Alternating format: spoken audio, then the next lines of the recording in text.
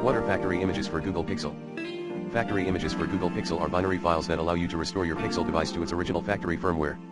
They are useful if you want to return your device to its stock state, or if you want to test the latest Android updates before they are officially released. Factory images contain the entire operating system and all the necessary drivers and apps for your device. They are different from OTA, over-the-air, updates, which only contain the changes from the previous version. To use factory images for Google Pixel, you need to have a supported Pixel device, a USB cable, and a computer with the Android SDK platform tools installed. You also need to unlock the bootloader of your device, which will erase all your data.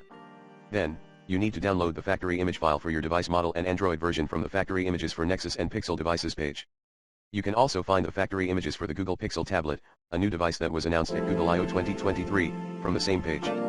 After you have downloaded the file, you need to extract it and run the Flash All script to flash the factory image to your device. Note that flashing a factory image will reset your device to its factory state, so you will lose all your data and settings.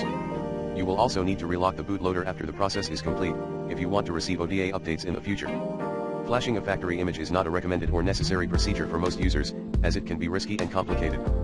You should only do it if you are confident and experienced, and if you have a good reason to do so.